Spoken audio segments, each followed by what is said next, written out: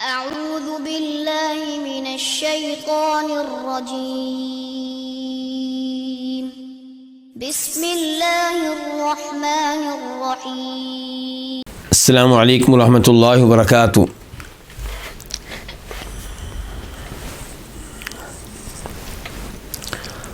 الحمد للہ رب العالمین والصلاة والسلام علی نبینا محمد وعلی آلہ وصحبہ اجمعین، اما بعد۔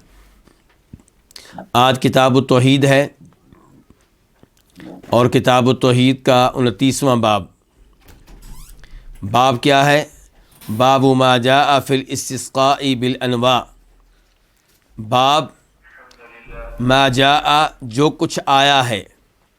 کہاں پہ آیا ہے؟ قرآن و حدیث میں آیا ہے۔ ما جاء، جو کچھ آیا ہے، کس کے متعلق؟ فی الاستسقاء بالانواع، ستاروں کے ساتھ بارش لینے کے بارے میں۔ الانواع نوع ان کی جمع ہے، اس کا یہاں پہ معنی ستارہ ہے۔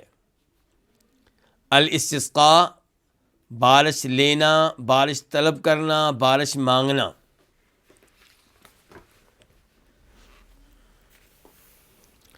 ستاروں کے ساتھ بارش لینا، ستاروں کے ذریعے بارش طلب کرنا، اس کا معنی و مفہوم کیا ہے؟ ایک تو یہ ہے کہ کوئی آدمی براہ راست ستاروں کو خالق مالک سمجھ کر انہی سے بارش مانگے، باقاعدہ کہے کہ اے فلاں ستارے ہم پہ بارش نازل کر۔ اور یہ بات کوئی بعید نہیں ہے۔ ہم دیکھتے ہیں آج کل کے اہل کفر کو کہ وہ کس طرح سورج اور چاند کی پوجا کر رہے ہوتے ہیں، مختلف دیویوں کی پوجا کر رہے ہوتے ہیں۔ تو اس لحاظ سے کوئی بعید نہیں کہ کوئی انسان ستاروں سے براہ راست بارش مانگے اور بارش کے لیے ان کو پکارے، تو یہ کیا ہوگا؟ یہ شرک اکبر ہوگا۔ دوسرے نمبر پہ یہ ہے کہ ستارے سے براہ راست بارش مانگی نہیں گئی، لیکن بارش کی نسبت ستارے کی طرف کی گئی ہے کہ فلاں ستارے نے یہ بارش نازل کی ہے، یعنی کہ وہی بارش نازل کرتا ہے، وہی بارش اتارتا ہے، وہی بارش کا خالق اور موجد ہے۔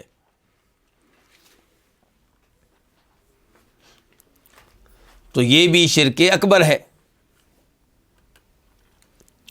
تیسرے نمبر پہ یہ ہے کہ آپ نازل ہونے والی بارش کی نسبت ستاروں کی طرف کریں، اور اس نسبت سے مراد یہ ہو کہ ستارے بارش نازل ہونے میں سبب ہیں، ذریعہ ہیں۔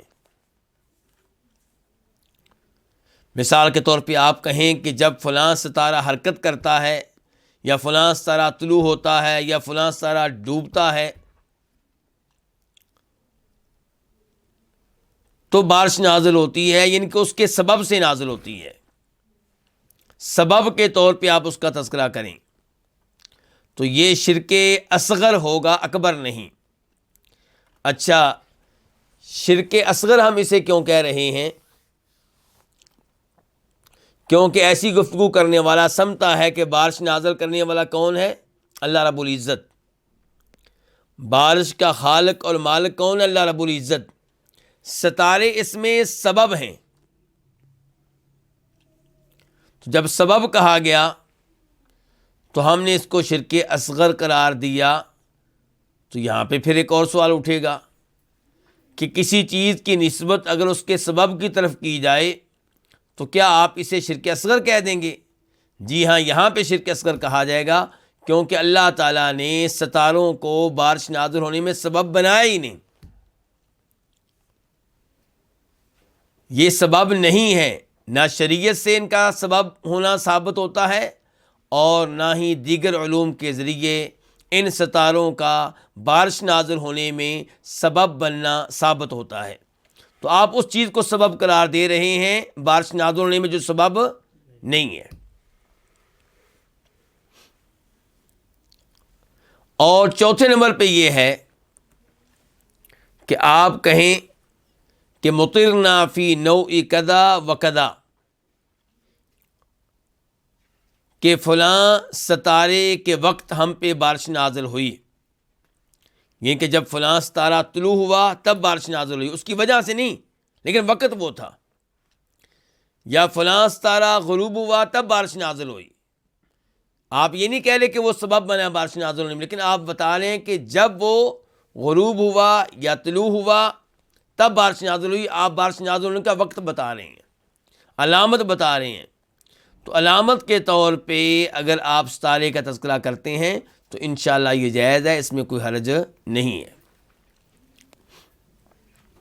جیسے آپ کہتے ہیں کہ فلاں موسم میں بارشیں زیادہ نازل ہوتی ہیں اور فلاں موسم میں بارشیں نازل نہیں ہوتی، فلاں مہینے میں بارشیں بہت آتی ہیں، تو اسی لحاظ سے اگر آپ ستاروں کا تذکرہ کرتے ہیں تو پھر اس میں کوئی حرج نہیں ہے۔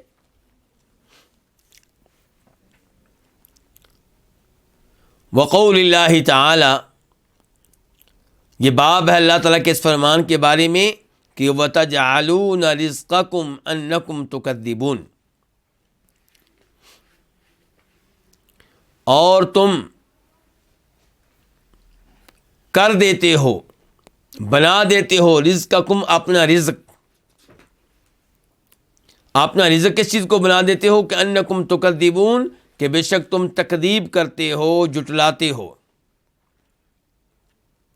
کیا سمجھیں جی آپ اس سے؟ آپ کہیں گے کہ کوئی خاص سمجھ نہیں آئی۔ ہمیں دیکھنا پڑے گا کہ رزقکم سے یہاں کیا مراد ہے۔ ایک قول یہ ہے کہ رزقکم سے یہاں پہ مراد ہے اپنا حصہ۔ کس میں سے اپنا حصہ؟ قرآن کریم میں سے، کیونکہ اس آیت سے پہلے کون سی آیت ہے؟ یہ آیت کون سی ہے جو بھی ہم پڑھ رہے ہیں؟ آیت نمبر 82 سورہ واقعہ کی، اور اس سے پہلی آیت کیا ہے؟ 81، افبہذا الحدیث انتم مدہنون۔ حدیث سے مراد یہاں پہ کیا ہے؟ قرآن، اللہ کا کلام، اللہ کی بات۔ کیا پس تم اللہ کے اس کلام سے بے توجہی کر رہے ہو، اس کے معاملے میں سستی دکھا رہے ہو، یعنی کہ ایمان نہیں لاتے ہو، اسے قبول نہیں کرتے ہو، اس کی تصدیق نہیں کرتے ہو۔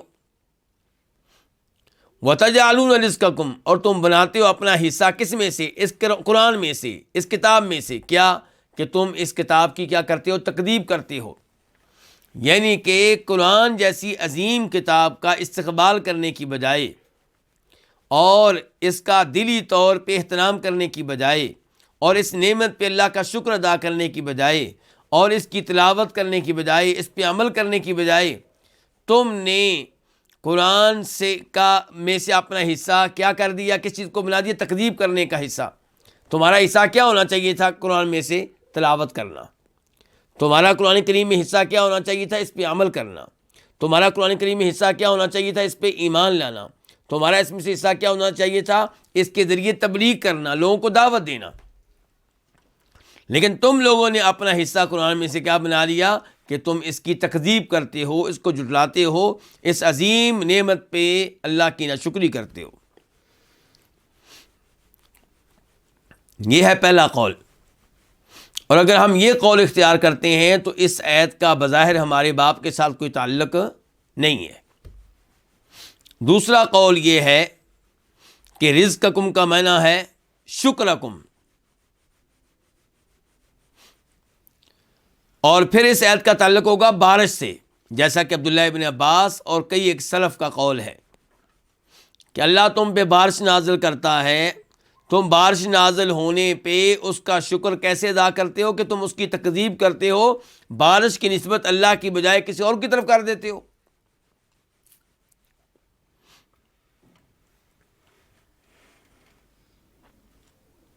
وَتَجْعَلُونَ، اور تم کر دیتے ہو، بنا دیتے ہو، رزقکم اپنا رزق، یعنی کہ اپنا شکر کس چیز پہ؟ نعمت بارش پہ۔ کیسے شکر ادا کرتے ہو تم اس نعمت کا؟ کہ انکم تکذبون، کہ تم تکذیب کرتے ہو، یعنی کہ اس نعمت کی نسبت اللہ کی بجائے کسی اور کی طرف کر دیتے ہو۔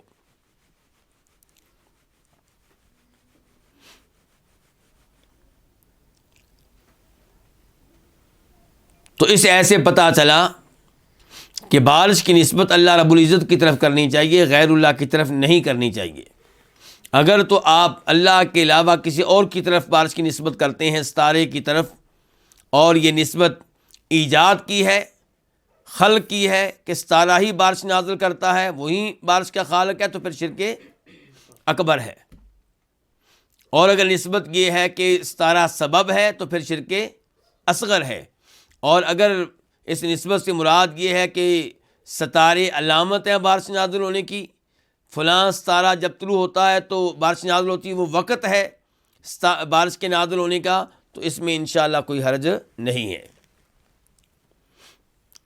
وعن ابی مالک الاشعری رضی اللہ عنہ، ابو مالک اشعری رضی اللہ عنہ سے روایت ہے، ان رسول اللہ صلی اللہ علیہ وسلم قال، کہ بے شک رسول اللہ صلی اللہ علیہ وسلم نے فرمایا، اربع فی امتی من امر الجاہلیت لا یترکونہن، اربع، چار چیزیں، چار خصلتیں، چار عادتیں، فی امتی، میری امت میں، یعنی کہ میری امت میں موجود چار خصلتیں، من امر الجاہلیہ، یہ جاہلیت کے امور میں سے ہیں، جاہلیت کی عادات میں سے ہیں، لا یترکونہن، وہ ان کو ترک نہیں کریں گے۔ کون ترک نہیں کریں گے؟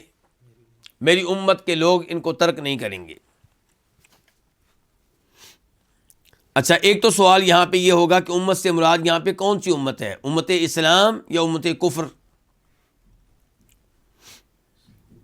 یہاں پہ امت سے مراد امت دعوت ہے یا امت اجابت؟ تو مراد یہاں پہ امت اجابت ہے، یعنی کہ وہ لوگ جنہوں نے میرا کلمہ پڑھا، میرے دین کو قبول کیا، ان میں کئی ایسے لوگ ہوں گے جو یہ چار عادات ترک نہیں کریں گے۔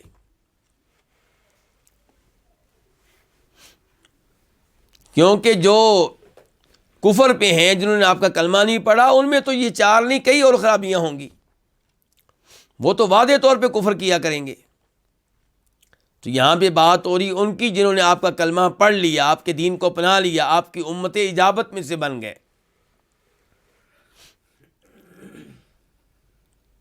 تو جاہلیت کے امور میں سے کتنی چیزیں آپ کی امت میں رہیں گی؟ چار۔ اس کا مطلب یہ کہ پانچویں کوئی چیز نہیں ہوگی۔ ایسے ہی ہے؟ نہیں، ایسا نہیں ہے۔ یہ چار چیزیں آپ نے یہاں پہ ذکر کی ہیں، ممکن ہے دیگر احادیث سے آپ کو دیگر کئی چیزیں مل جائیں۔ اسی لیے یہی امام جن کی کتاب ہم پڑھ رہے ہیں، کیا نام ہے جی ان کا؟ امام محمد بن عبد الوہاب رحمہ اللہ، ان کی باقاعدہ کتاب ہے۔ کس موضوع کے اوپر؟ مسائل الجاہلیہ، یعنی کہ جاہلیت کے امور جو امت اسلام میں موجود ہیں، جو مسلمانوں میں موجود ہیں، اور یا جن سے مسلمانوں کو بچنا چاہیے، وہ سب ایک کتاب میں جمع کر دیے ہیں امام محمد بن عبد الوہاب رحمہ اللہ نے۔ تو کہنے کا مطلب یہ ہے کہ جاہلیت کے امور صرف چار نہیں ہیں، لیکن ان میں سے چار یہ ہیں۔ تو میری امت میں چار خصلتیں ہیں، چار امور ہیں، من امر الجاہلیہ، یہ جاہلیت کے امور میں سے ہیں۔ جاہلیت سے مراد زمانہ کفر۔ لا یترکونہن، وہ ان کو ترک نہیں کریں گے۔ اس کا کیا مطلب ہے ان کو ترک نہیں کریں گے؟ یعنی کہ سارے مسلمان یہ کام کریں گے؟ نہیں، مراد یہ ہے کہ یہ کام آپ کی امت میں موجود رہیں گے۔ یہ ضروری نہیں کہ سارے یہ کام کرتے ہوں، کچھ لوگ رہیں گے۔ ہر زمانے میں کچھ نہ کچھ لوگ رہیں گے جن میں یہ عادات رہیں گی، جن میں یہ خصلتیں رہیں گی۔ یعنی کہ یہ چاروں کام مکمل طور پہ ختم ہو جائیں آپ کی امت میں سے، ایسا نہیں ہوگا۔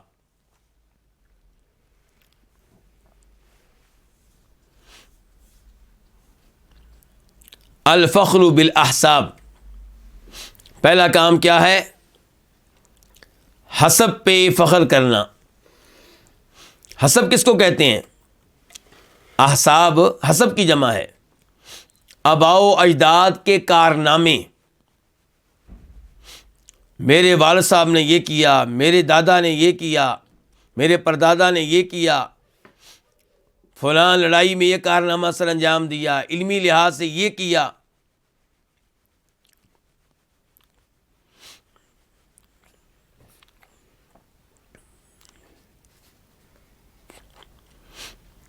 اپنے آباء و اجداد کے کارناموں کا تذکرہ کرنا، اپنے آپ کو اور اپنے بڑوں کو بڑا سمجھتے ہوئے اور دوسروں کو حقیر سمجھتے ہوئے۔ فخر کے مقابلے میں کیا ہوتا ہے؟ تواضع۔ فخر کے مقابلے میں کون سی خصلت ہوتی ہے؟ تواضع۔ تو شریعت ہم سے تواضع کا تقاضا کرتی ہے۔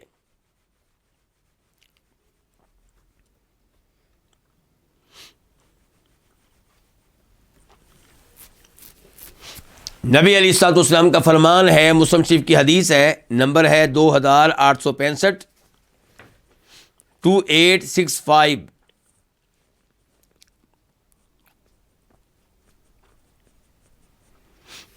ان اللہ اوحی الی، اللہ نے میری طرف وحی کی ہے، ان تواضعوا، کہ تم تواضع اختیار کرو، عاجزی اختیار کرو، انکساری اختیار کرو، حتی لا یفخر احد علی احد، حتیٰ کہ کوئی بھی کسی پہ فخر نہ کرے۔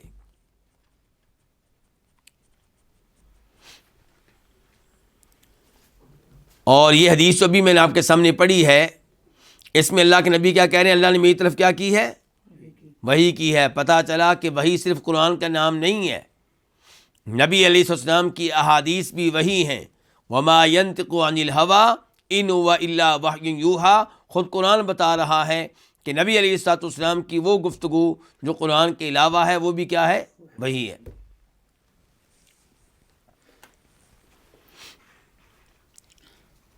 تو تواضع یہ مومن کی صفات میں سے ہے، اور فخر کرنا اپنے بڑوں کے کارناموں پہ یہ زمانہ کفر کے لوگوں کی عادت ہے، یہ مسلمانوں کی عادت نہیں ہے۔ والطعن فی الانساب، اور دوسروں کے نسب میں طعنہ زنی کرنا، عیب نکالنا۔ الانساب، نسب کس کو کہتے ہیں؟ کسی کی نسبت کس کی طرف؟ اپنے والد کی طرف، اپنے دادا، پردادا اور اوپر تک، اس میں طعنہ زنی کرنا، عیب نکالنا، یعنی کہ کوئی کسی خاندان کا ہے لیکن یہ کہنا کہ یہ اس خاندان میں سے نہیں ہے۔ ہاں اگر کہیں پہ یہ حقیقت ہے تو الگ معاملہ ہے، لیکن بلا وجہ دوسروں کے نسب پہ طعنہ زنی کرنا تو یہ بھی زمانہ جاہلیت کے لوگوں کی عادات میں سے ہے۔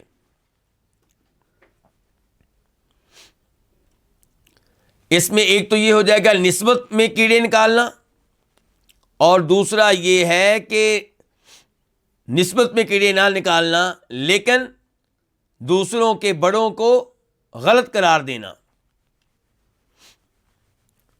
ان کے اپنوں کے کیا بیان کیے تھے؟ کارنامے، اور ان کی باری آ رہی ہے تو کیا؟ ان کی مذمت کرنا، ان کے جرائم بیان کرنا۔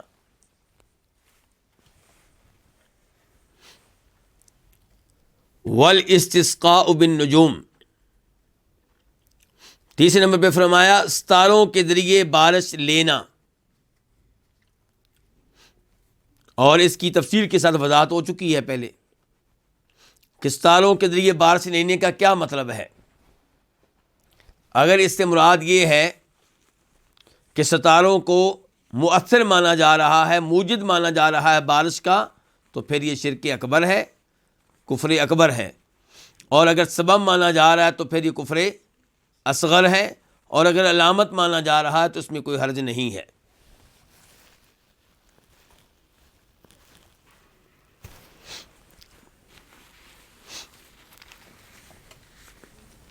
والنیاح، چوتھی خصلت، چوتھی عادت، وہ کیا ہے؟ نوحہ کرنا، بین کرنا۔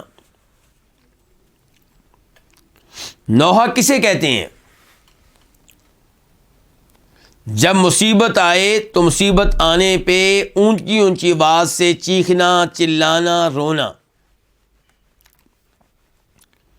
گریبان پھاڑ لینا، بالوں کو اور چہرے کو نوچنا، یہ کیا ہے؟ نوحہ ہے۔ مصیبت آنے پہ ہر انسان پریشان ہوتا ہے، تو پریشانی ممنوع نہیں ہے، فوتگی پہ رونا آئے ممنوع نہیں ہے، آنکھوں سے آنسو نکلیں گناہ نہیں ہے، اور اگر ہلکی پھلکی آواز میں رونا آ جائے جو روٹین کے مطابق آواز ہوتی ہے تو وہ بھی نوحہ نہیں ہے، لیکن چیخنا، چلانا، زور لگانا آواز نکالنے کے لیے، یہ کیا ہے؟ نوحہ ہے، اور اس کی مذمت ہے۔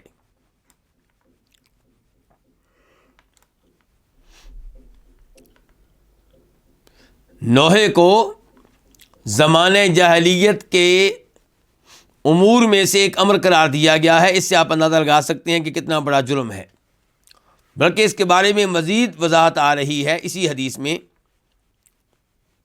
وقال، اور آپ علیہ السلام نے فرمایا، النائحۃ، کہ نوحہ کرنے والی، اذا لم تتب، جب توبہ نہ کرے، قبل موتها، اپنے فوت ہونے سے پہلے، تو تقام یوم القیامتی، اسے قیامت کے روز کیا کیا جائے گا؟ کھڑا کیا جائے گا۔ وعلیہا سربال من قطران، جب کہ اس پہ قمیص ہوگی قطران کی۔ قطران آپ اس کا ترجمہ کر لیں رال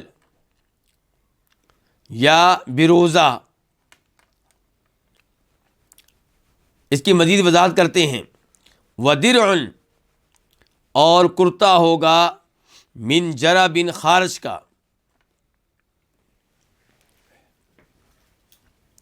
حدیث کا یہ آخری حصہ جو بھی ہم نے پڑھا ہے،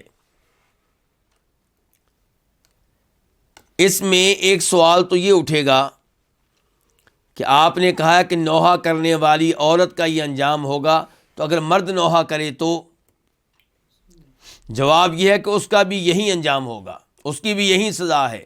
سوال پھر اٹھے گا کہ اللہ کے نبی علیہ الصلوۃ والسلام نے پھر اس حدیث میں عورت کا نام کیوں لیا، مرد کا نام کیوں نہیں لیا؟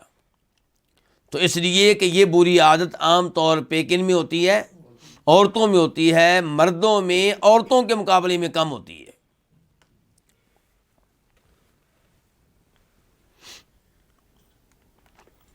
نوحہ کرنے والی اگر فوت ہونے سے پہلے توبہ نہ کرے تو اسے یہ سزا ملے گی۔ اس کا مطلب یہ کہ اگر توبہ کر لے تو پھر اس سزا سے بچ جائے گی۔ اس سے پتہ چلا کہ اللہ رب العزت کی رحمت کتنی وسیع ہے۔ فوت ہونے سے پہلے آپ توبہ کر لیں، اللہ تعالیٰ ہر گناہ کو معاف کرتے ہیں۔ قل یا عبادی الذین اسرفوا علی انفسہم لا تقنطوا من رحمت اللہ ان اللہ یغفر الذنوب جمیعا۔ اللہ تعالیٰ کہتے ہیں میرے وہ بندے جو اپنے اوپر ظلم و زیادتی کر چکے، بہت گناہ کر چکے، وہ میری رحمت سے مایوس نہ ہوں، میں سارے گناہوں کو معاف کر دیتا ہوں۔ ان کے توبہ کی جائے تو اللہ ہر گناہ کو معاف کر دیتے ہیں۔ اس عورت کو کھڑا کیا جائے گا، کہاں سے کھڑا کیا جائے گا؟ قبروں سے جب اٹھایا جائے گا تو صورتحال کیا ہوگی کہ اس کے اوپر قمیص ہوگی۔ سربال کا معنی کیا کر رہے ہیں ہم؟ قمیص، اور اس کی جمع کیا ہوتی ہے؟ سرابیل، جیسا کہ قرآن کریم میں آتا ہے۔ اور قطران، قطران قطر سے ہے۔ قطر کس کو کہتے ہیں؟ ٹپکنا۔ تو وہ چیزیں جو ٹپکنے والی ہیں، یعنی کہ جامد نہیں بلکہ کیا ہے؟ مایع ہیں، اور وہ ایسی ہیں کہ ان سے آگ لگتی ہے، شعلہ پذیر ہیں، انہیں کیا کہا جاتا ہے؟ قطران۔ ان میں سے ایک کیا ہے؟ رال۔ رال کس کو کہتے ہیں؟ چیڑ یا دیار کے درختوں پہ جو گوند لگتی ہے اس کو کیا کہتے ہیں؟ اس کو رال کہتے ہیں۔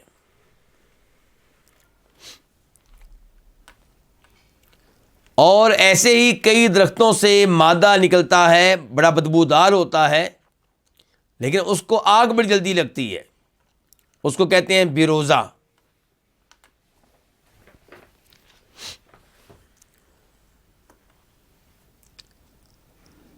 تو مراد یہ ہے کہ اس عورت کو جو قمیض پہنائی جائے گی وہ ایسی ہوگی جو آگ کو بڑی جلدی قبول کرتی ہے، اس قمیض کی وجہ سے آگ شعلے مارے گی۔ اور یہ اسے قمیص پہنائی جا رہی ہے کب؟ جب قبر سے کھڑا کیا گیا ہے۔ اس کا مطلب یہ ہے کہ ابھی جنت جہنم کے فیصلے نہیں ہوئے، اس سے پہلے اسے سزا مل رہی ہے۔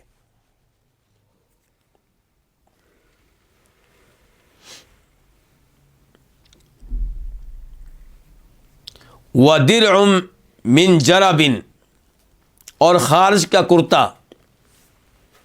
درع وہ کپڑا ہوگا جو سربال سے نیچے ہوگا، یعنی کہ جسم کے ساتھ براہ راست لگنے والا کیا ہوگا؟ درع۔ اور درع پوری آپ کو پتہ قمیص کو کہتے ہیں، لمبی۔ تو یہ کس کی ہوگی؟ خارج کی۔ کیا مطلب؟ اس کی وجہ سے خارج لگے گی۔ آج دنیا میں خارج لگ جائے تو برداشت کرنا کیا ہو جاتا ہے؟ مشکل ہو جاتا ہے۔ اور یہ باقاعدہ قمیص پہنا دی گئی ہے، کرتا پہنا دیا گیا کس کا؟ خارج کا۔ اور آج خارج میں لگتی ہے کہاں؟ کسی کسی جگہ، چہرے پہ عام طور پہ نہیں ہوتی، جسم کے کئی اور حصوں پہ خارج نہیں ہوتی، کسی ایک حصے پہ لگ جاتی ہے۔ لیکن یہاں پہ کیا ہے؟ پوری قمیص پہنا دی گئی ہے۔ اس کا مطلب یہ ہے کہ پورا جسم ہی خارج کی زد میں ہوگا۔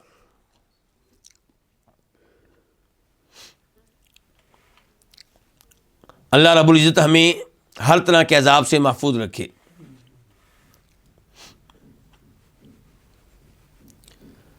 تو اس حدیث کا جو بھی ہم نے پڑھی ہے، جس کے راوی ابو مالک اشعری تھے، اس کا ہمارے باب سے کیا تعلق ہے؟ اس میں کیا ہے؟ والاستسقاء بالنجوم، کہ ستاروں کے ذریعے بارش لینا یا ستاروں کو بارش میں سبب گرداننا، سمجھنا۔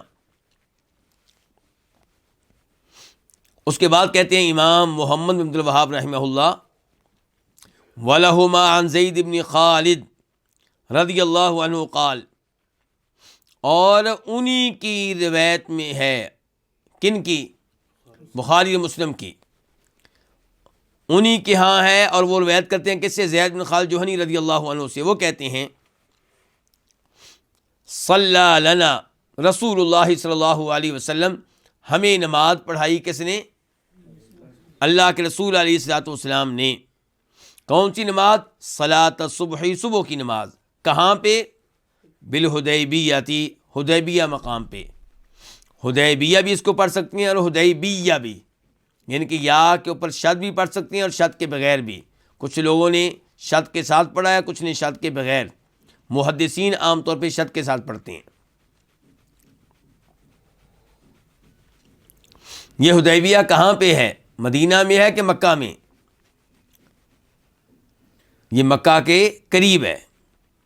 یہ وہی جگہ ہے جہاں پہ ٹھہرے تھے نبی علیہ الصلوۃ والسلام اور آپ کے صحابہ کرام۔ کب؟ جی علماء کرام بتائیں نا، کوئی مدد کریں آپ لوگ۔ یعنی کہ جب عمرہ کرنے گئے تھے آپ، مکہ سے مدینہ آئے ہوئے آپ کو 6 سال ہو چکے تھے۔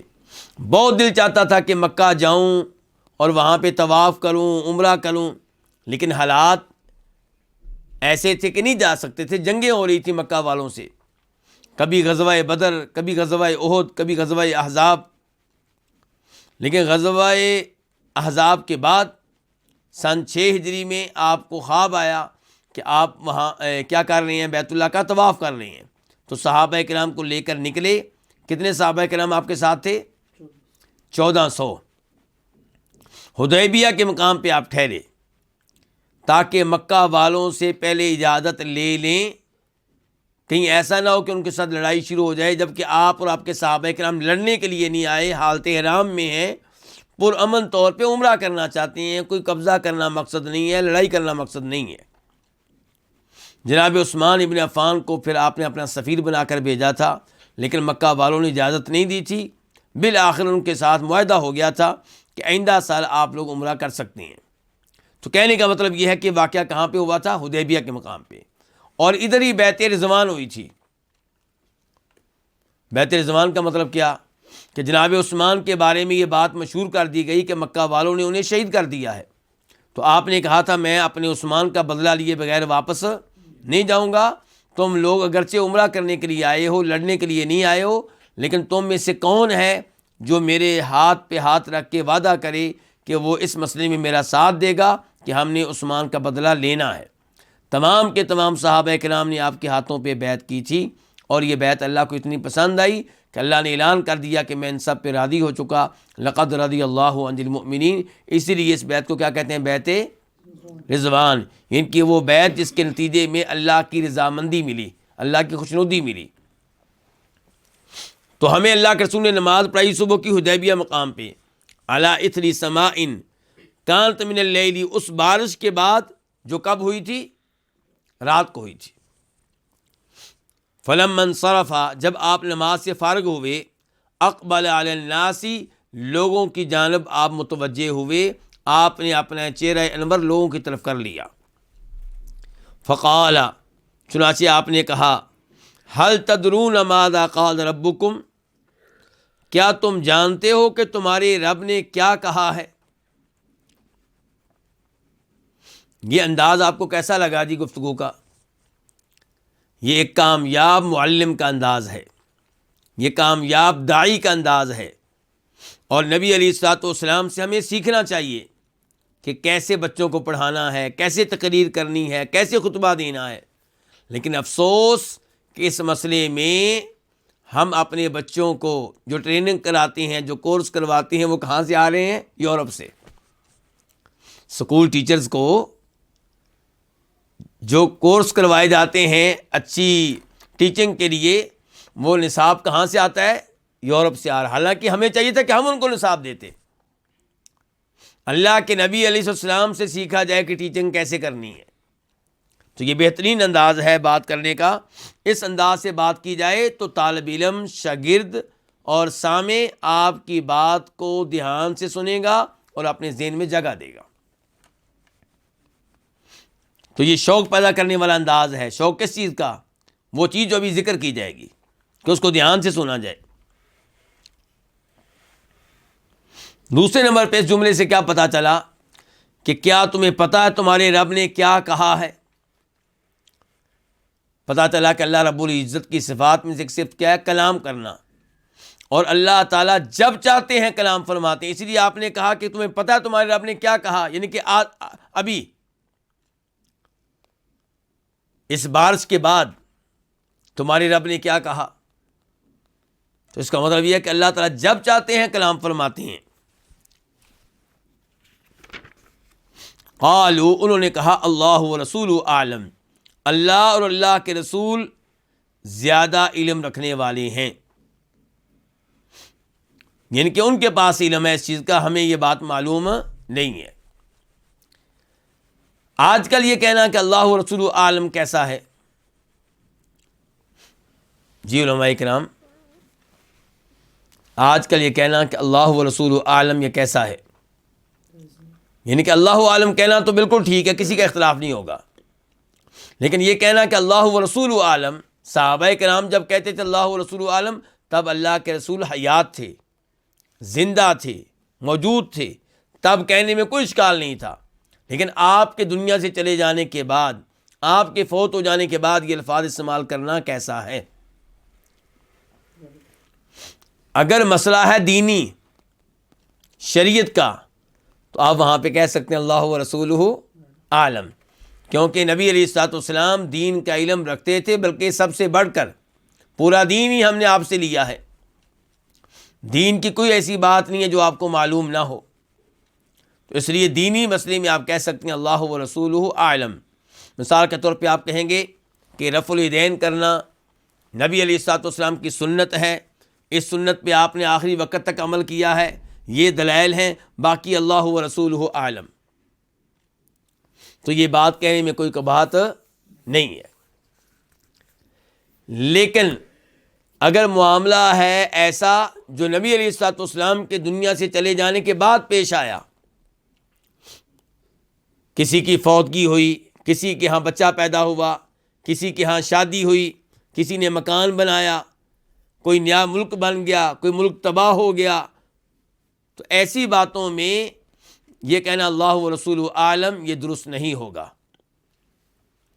کیونکہ اللہ کے رسول علیہ السلام فوت ہو چکے، اور آپ کا تو معاملہ یہ ہے کہ جب روز قیامت آپ حوض کے پاس کھڑے ہوں گے تو کئی لوگ آپ کے حوض پہ وارد ہوں گے، آئیں گے پانی پینے کے لیے، لیکن انہیں دور کر دیا جائے گا، ہٹا دیا جائے گا، اور آپ ان کی شفاعت کریں گے کہ ان کو آنے دو، یہ میرے امتی ہیں. تو آپ سے کہا جائے گا انک لا تدری ما احدثوا بعدک، آپ کو نہیں پتا کہ آپ کے بعد یہ کیا کرتے رہے، آپ کو نہیں پتا. اس کا مطلب ہے کہ لوگوں کے امور کے متعلق یہ کہنا کہ اللہ و رسولہ عالم، یہ درست نہیں ہے.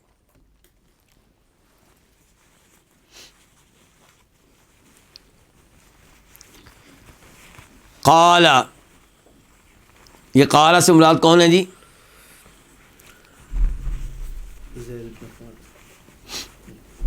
یہ قال ہیں نبی علیہ الصلوۃ والسلام.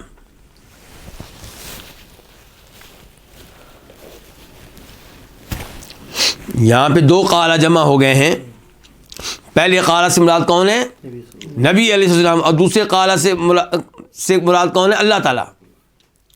کہ فرمایا نبی علیہ السلام نے قالا، کہا. کس نے؟ اللہ تعالیٰ نے کہا. تو یہ جو قالا کے بعد اب حدیث کا حصہ ہے، یہ کیا بن گیا؟ حدیث قدسی. حدیث قدسی کسے کہتے ہیں؟ جس میں نبی علیہ السلام کہتے ہیں کہ اللہ نے یوں کہا، اصبح من عبادی مؤمن بی و کافر. اللہ تعالیٰ نے کہا کہ اصبح، اصبح کا معنی آپ کر سکتے ہیں کہ ہو گیا، ہو گئے، ہو گیا سارا. اور دوسرا یہ کہ اصبح کا معنی آپ کر لیں صبح کی، صبح میں داخل ہوئے. دونوں طرح کے معنی یہاں پہ کیے جا سکتے ہیں، ان میں سے کوئی معنی آپ لے لیں. تو اصبح من عبادی مؤمن بی، میرے بندوں میں سے ایک گروہ نے صبح کی مجھ پر ایمان لانے والے بن کر.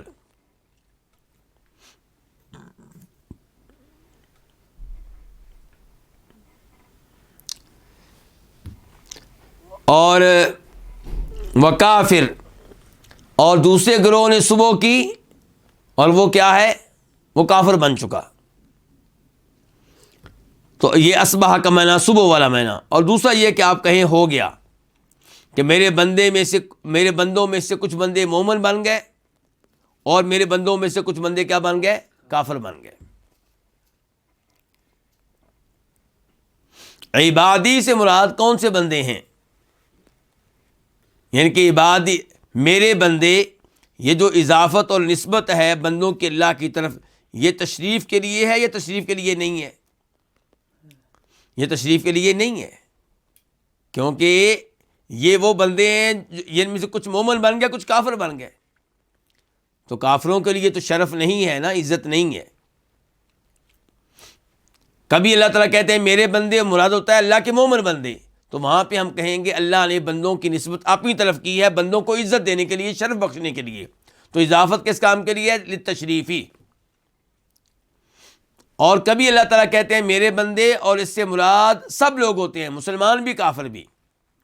تو اس سے مراد یہ ہوتا ہے کہ یہ میرے بندے ہیں، ان کے میں ان کا مالک ہوں، میں ان کا خالق ہوں. اور ان میں سے کئی اللہ کے خاص بندے ہوتے ہیں، ایمان لانے والے، صاحب عزت، اور کئی اللہ کے منکر ہوتے ہیں، تو ان کے لیے کوئی عزت نہیں ہے.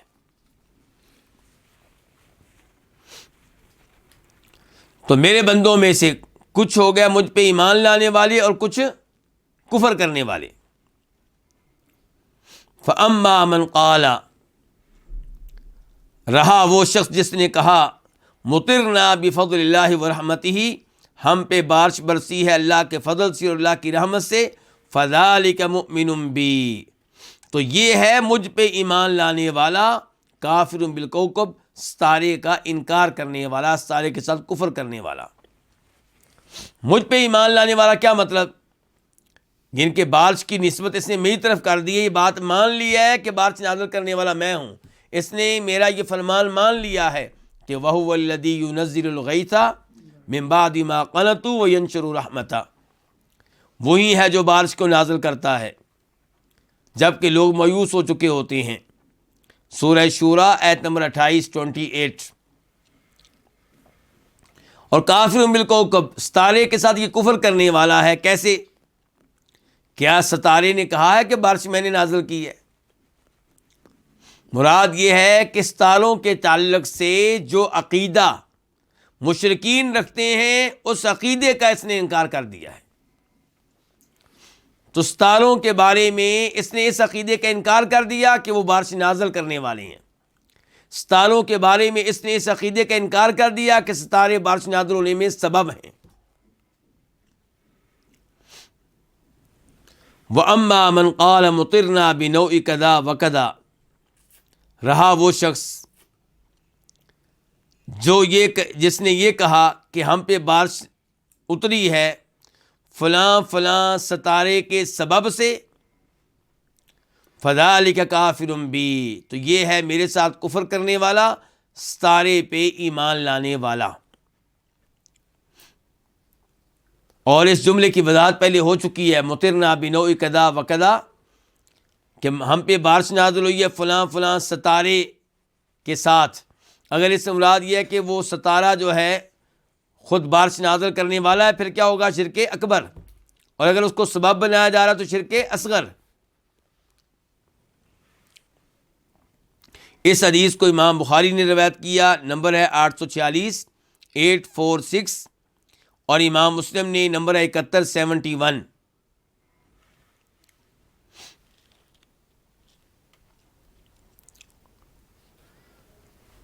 وَلَهُمَا مِنْ حدیث ابن عباس معناه، اور ان کے ہاں، کن کے ہاں؟ بخاری مسلم کے ہاں، من حدیث ابن عباس، عبداللہ ابن عباس کی حدیث میں سے ہے معناه، اس کا معنی. کس کا معنی؟ جو حدیث ابھی گزری ہے اس کے راوی کون تھے؟ زید بن خالد الجہنی. تو امام محمد بن عبد الوہاب رحمہ اللہ کہتے ہیں کہ عبداللہ بن عباس بھی ایسی حدیث روایت کرتے ہیں، دونوں کا مفہوم ایک ہی ہے، الفاظ مختلف ہیں. الفاظ کیا ہیں؟ اور یہ حدیث کہاں ہے؟ بخاری اور مسلم میں. یہ کون کہہ رہے ہیں؟ امام محمد بن عبد الوہاب رحمہ اللہ. جبکہ صحیح بات یہ ہے کہ یہ حدیث بخاری میں نہیں ہے، مسلم میں ہے. مسلم میں اس کا نمبر ہے 73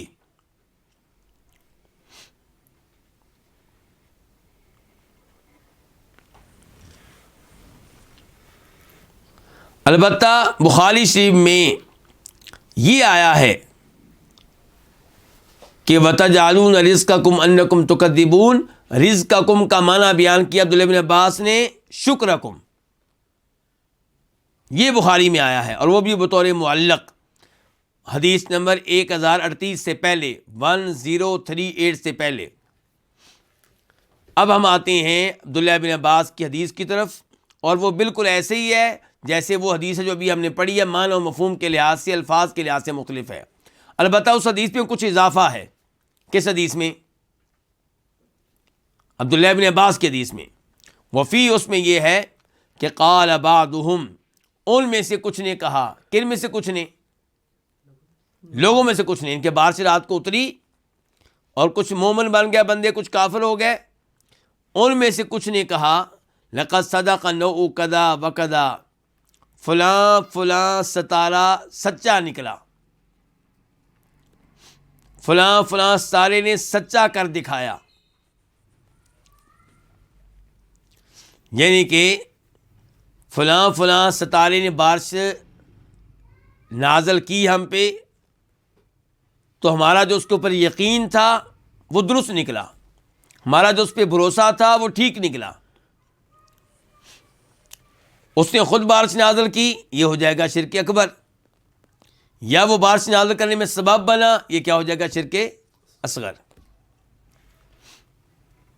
فَأَنزَلَ اللَّهُ هَذِهِ الْآيَةَ، تو تب اللہ تعالی نے یہ آیت نازل کی. کون سی؟ فَلَا أُقْسِمُ بِمَوَاقِعِ النُّجُومِ وَإِنَّهُ لَقَسَمٌ لَوْ تَعْلَمُونَ عَظِيمٌ إِنَّهُ لَقُرْآنٌ كَرِيمٌ فِي كِتَابٍ مَّكْنُونٍ لَا يَمَسُّهُ إِلَّا الْمُطَهَّرُونَ تنزیل من رب العالمین. یہ کون سی صورت ہے جی؟ سورہ واقعہ. تو عبداللہ بن عباس نے اس موقع پہ یہ آیتیں پڑھی ہیں اور کہتے ہیں کہ اللہ نے یہ آیت نازل کی. کیا ترجمہ ہے ان آیات کا؟ فلا اقسم بمواقع النجوم، نجوم کن کو کہتے ہیں جی؟ ستاروں کو. مواقع موقع ان کی جمع، یہ کس کو کہتے ہیں؟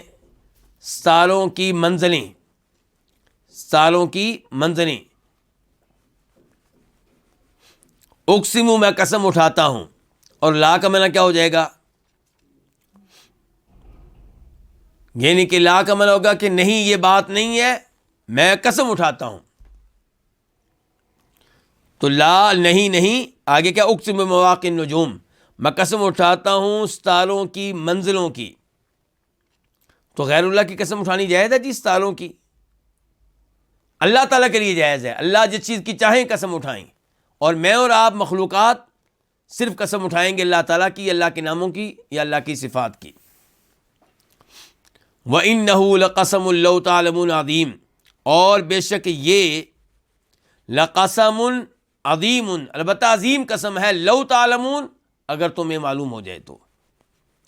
یہ بڑی عظیم قسم ہے جو میں نے اٹھائی ہے، اگر تمہیں معلوم ہو جائے تو. قسم کس بات پہ ہے جی؟ انہ لقرآن کریم، کہ بے شک یہ البتہ قرآن کریم ہے. کریم کا مطلب کیا ہوگا؟ شاندار. قرآن جس کو پڑھا جائے، بہت زیادہ پڑھا جائے، یعنی کہ یہ کتاب جو ہے بہت پڑھی جانے والی کتاب ہے. کریم بڑی شاندار کتاب ہے. کس کے بارے میں کہا جا رہا ہے؟ قرآن کریم کے بارے میں. یہ قرآن کہاں پہ ہے؟ فی کتاب مکنون، ایک چھپی ہوئی کتاب میں، چھپائی گئی کتاب میں. مراد کیا ہے؟ لوح محفوظ. بل ہوا قرآن مجید فی لوح، قرآن مجید کہاں پہ ہے؟ لوح محفوظ میں ہے. تو یہ قرآن کریم فی کتاب مکنون، چھپائی گئی کتاب میں، لوح محفوظ میں ہے. وہاں سے آ رہا ہے، وہاں پہ اس کو محفوظ رکھا گیا ہے، اس تک شیطانوں کی پہنچ نہیں ہے. لا یمسہ الا المطہرون، اس کو نہیں مس کرتے، اس کو نہیں ہاتھ لگاتے مگر پاک کیے ہوئے. وہ کون؟ فرشتے. یعنی کہ قرآن کریم تک شیطان نہیں پہنچ سکتے، انسان نہیں پہنچ سکتے. یہ بڑی محفوظ جگہ پہ ہے. وہاں پہنچ جائے تو کن کی؟ اللہ کے معصوم اور پاک باز فرشتوں کی، جو خیانت کرنے والے نہیں ہیں، جو گناہ کرنے والے نہیں ہیں. تنزیل رب العالمین، یہ اتارا گیا ہے رب العالمین کی طرف سے. افبہذا الحدیث انتم مدہنون، کیا پس اس کلام کے بارے میں، اس کے تعلق سے تم مدہنون، بے توجہی کرنے والے ہو، سستی کرنے والے ہو، ایمان لانے میں جلدی نہیں کر رہے ہو. وتجعلون رزقکم، اور تم بناتے ہو اپنا رزق، اپنا شکر. بارش نازل ہو تو تم اپنا شکر کس کو بناتے ہو؟ کہ تم تکذیب کرتے ہو، جھٹلاتے ہو. تو عبداللہ ابن عباس کہتے ہیں کہ یہ آیتیں اس موقع پہ نازل ہوئیں. تو عبداللہ ابن عباس کی اس تفسیر کے مطابق، اس حدیث کے مطابق، پھر رزقکم کی مناسبت کس سے ہوگی؟ بارش سے ہوگی، کیونکہ بارش نازل ہونے کے بعد یہ آیتیں آپ نے پڑھی ہیں. اور یہاں پہ یہ بتا دیا جائے کہ صحیح بات یہ ہے کہ اس موقع پہ جو آیت نازل ہوئی ہے وہ یہی ایک ہے، وَتَجْعَلُونَ رِزْقَكُمْ أَنَّكُمْ تُكَذِّبُونَ. اور باقی آیتیں عبداللہ ابن عباس نے اس لیے پڑھی ہیں کہ ان کا آپس میں تعلق ہے.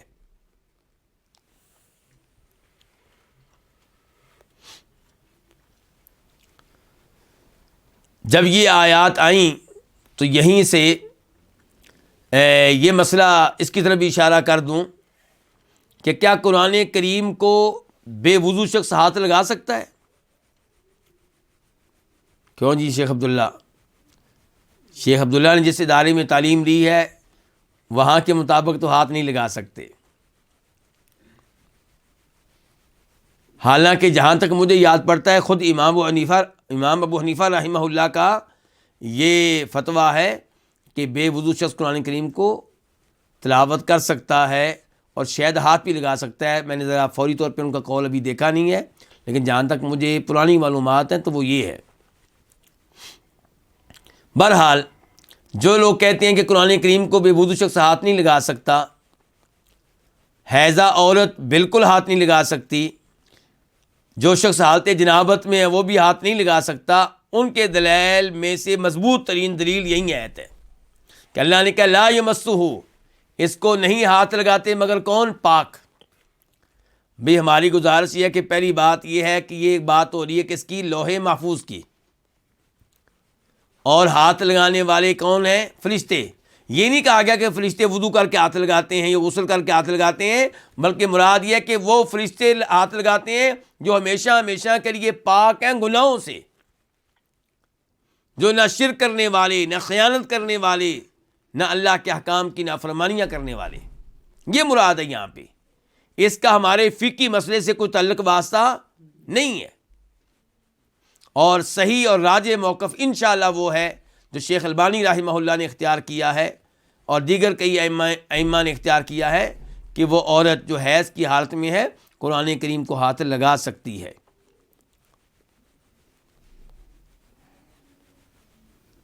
کیا دلیل ہے؟ دلیل انہوں نے دینی ہے جو کہتے ہیں نہیں لگا سکتی. ہم نے دلیل نہیں دینی. ہم تو کہتے ہیں لگا سکتی ہے. ہمارے نزدیک تو یہ ہے کہ مومن کبھی بھی پلید نہیں ہوتا. کیا آپ لوگوں کو وہ حدیث یاد نہیں ہے کہ جناب ابو ہریرہ رضی اللہ عنہ نبی علیہ السلام کو ملے، راستے میں سلام لیا اور سلام لے کے کھسک گئے. جب واپس آئے تو اللہ کے نبی نے کہا کہاں نکل گئے تھے ابو ہریرہ رضی اللہ تعالیٰ عنہ؟ کہنے لگے اللہ کے رسول میرے اوپر غسل واجب تھا تو میں پلید ہو گیا تھا، تو اس لیے فرمایا ان المؤمن لا ینجس، اور مومن پلید نہیں ہوتا. حالت جنابت والے کو آپ کیا کہہ رہے ہیں؟ مومن پلید نہیں ہوتا. تو آپ کہیں گے پھر غسل کیوں واجب ہے؟ بھئی وہ شریعت کا حکم ہے کہ جنابت ہوئی ہے، احتلام ہوا ہے تو غسل کرنا ہے، لیکن اس کا مطلب یہ نہیں ہے کہ وہ مومن پلید ہو گیا ہے. ہاں نماز نہیں پڑھ سکتا، یہ بات صحیح ہے. حیضہ عورت وہ بھی پلید نہیں ہے، وہ بھی مسلمان ہے نا، تو وہ بھی پلید نہیں ہے، وہ بھی پلید نہیں ہے. کیا آپ لوگوں کو وہ حدیث یاد نہیں ہے کہ اللہ کے نبی علیہ السلام نے کہا تھا سیدہ عائشہ سے کہ عائشہ مجھے مسجد سے وہ چٹائی پکڑا دو. سیدہ عائشہ فرمانے لگی اللہ کے رسول میں تو حیض کی حالت میں ہوں. فرمایا تیرا حیض تیرے ہاتھوں میں نہیں ہے.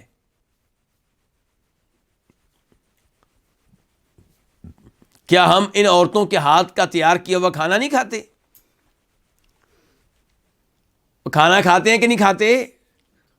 تو وہ پلید نہیں ہوا. تو کہنے کا مطلب یہ ہے کہ اگر ان کو آپ کہتے بھی ہیں کہ یہ ناپاک ہیں تو وہ حکمی طور پہ آپ کہیں گے، اور صحیح بات یہ کہ ناپاک نہیں، ناپاک مشرک ہوتا ہے.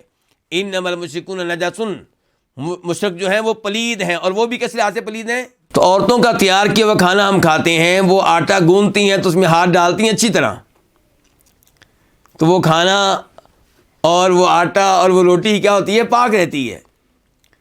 تو اس سے آپ اندازہ لگا سکتے ہیں کہ عورتیں پلید نہیں ہیں.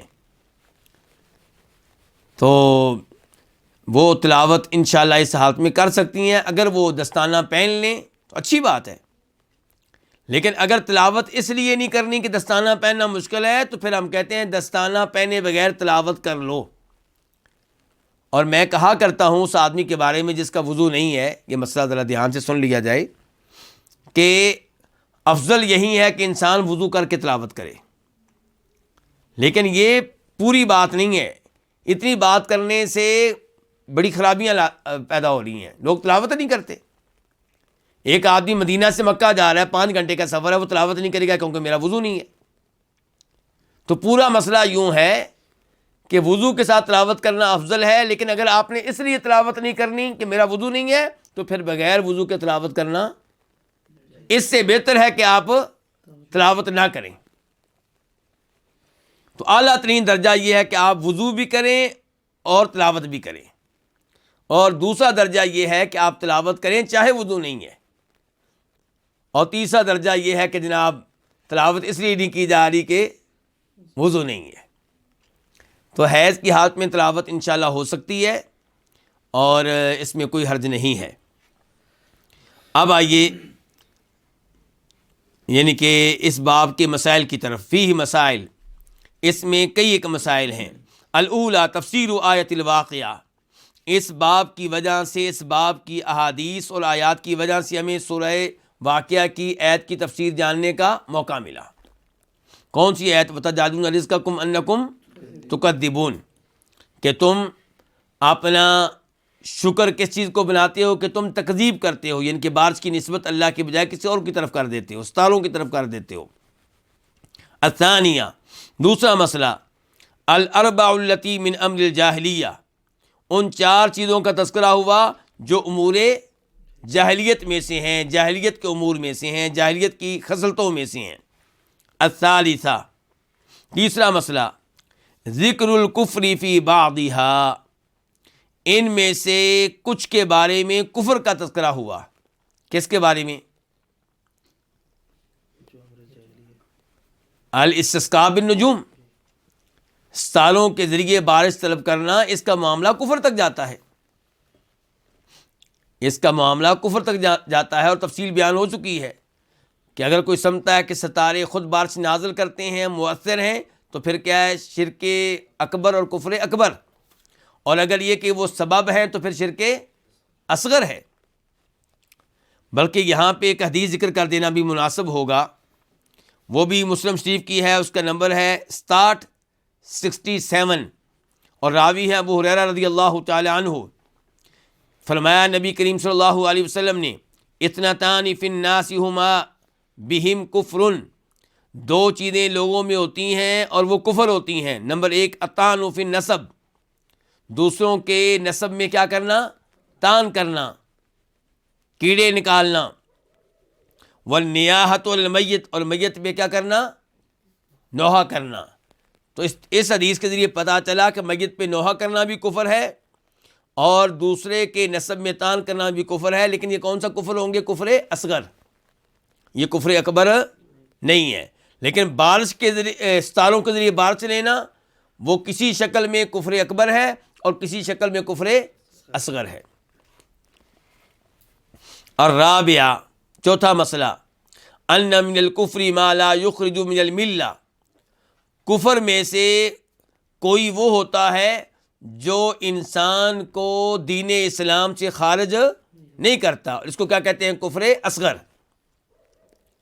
وہ ہمیں کیسے پتہ چلا کہ اگر کوئی بارش کی نسبت ستاروں کی طرف کرتا ہے ان کو سبب جان کر، تو یہ کفر اکبر نہیں ہے، کفر اصغر ہے۔ اس کی وجہ سے انسان کافر نہیں بنے گا، مسلمان ہی رہے گا۔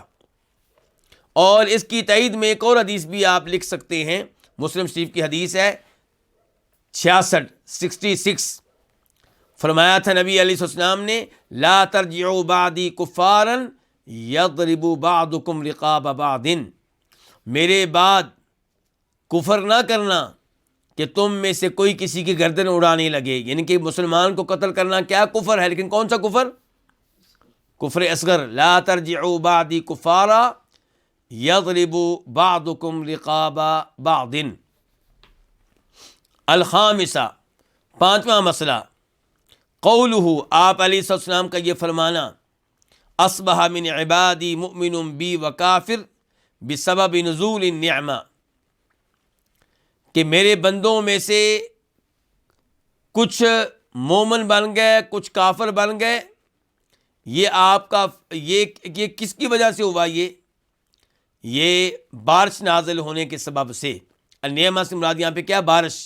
بارش نازل ہونے کے سبب سے آپ نے فرمایا کہ میرے کچھ بندے، اللہ تعالی نے فرمایا کہ میرے کچھ بندے مومن بن گئے اور کچھ کیا بن گئے؟ کافر بن گئے۔ اس کا مطلب ہے کہ بارش وغیرہ کے موقع پہ، نعمتیں ملنے کے موقع پہ خبردار رہنا چاہیے، کہیں ایسا نہ ہو کہ آپ نعمت کی نسبت اللہ کی بجائے کسی اور کی طرف کر رہے ہو۔ السادسہ، التفطن للایمان فی ھذا الموضع، اس جگہ ایمان کو سمجھنا چاہیے۔ کس جگہ؟ اس جگہ سے مراد کیا ہے؟ امید یہ ہے کہ اس سے مراد یہ ہے کہ جب بارش نازل ہو، جب بارش نازل ہو تو پھر ایمان کی فکر کریں، اپنے ایمان کو بچائیں، کہیں ایسا نہ ہو کہ آپ اپنے ایمان سے ہاتھ دھو بیٹھیں اور بارش کی نسبت کسی اور کی طرف کر بیٹھیں۔ الثامنہ، السابعہ، التفطن للکفر فی ھذا الموضع، اس موقع پہ کفر کی طرف توجہ کرنی چاہیے، کفر کو سمجھنا چاہیے، یعنی کہ کہیں ایسا نہ ہو کہ آپ کفر کر بیٹھیں دھیان سے۔ الثامنہ، التفطن لقولہ لقد صدق نوع کذا وکذا، اس پہ غور کرنا چاہیے، اس کو سمجھنا چاہیے۔ کس کو؟ کہنے والے کے اس قول کو کہ لقد صدق نوع کدا وکدا، فلاں فلاں ستارہ صحیح نکلا، درست نکلا، سچا ثابت ہوا، یعنی کہ یہ الفاظ بھی کیا ہیں؟ خطرناک ہیں۔ اس میں تکذیب ہے اللہ رب العزت کی نعمت کی، نسبت ہے اللہ کی نعمت بارش کی کسی اور کی طرف، ستارے کی طرف۔ التاسعہ، نواں مسئلہ، اخراج العالم التعلیم للمسئلہ بالاستفہام عنہا، عالم دین اخراج نکالے، بیان کرے، کس چیز کو؟ التعلیم للمسئلہ، کسی مسئلے کی تعلیم کو۔ کوئی مسئلہ، کسی مسئلے کے بارے میں علم دینا چاہ رہا ہے، تو کسی مسئلے کے بارے میں علم کو عالم دین کیسے ظاہر کرے، کیسے نکالے؟ بالاستفہام عنہا، اس کے بارے میں سوال کر کے۔ اللہ کے نبی نے کیا کہا تھا؟ لقولہ، کیونکہ آپ نے کہا تھا تدرون ماذا قال ربکم، تمہیں پتا ہے تمہارے رب نے کیا کہا ہے۔ یہاں سے مسئلے کا آغاز کیا آپ نے۔ تو اس سے پتہ چلا کہ عالم دین جو ہے وہ کسی مسئلے کے بارے میں علم دینے کے معاملے کو کیسے ظاہر کرے؟ سوال کر کے، طالب علموں سے سوال کرے، مسجد میں بیٹھے ہوئے لوگوں سے سوال کرے۔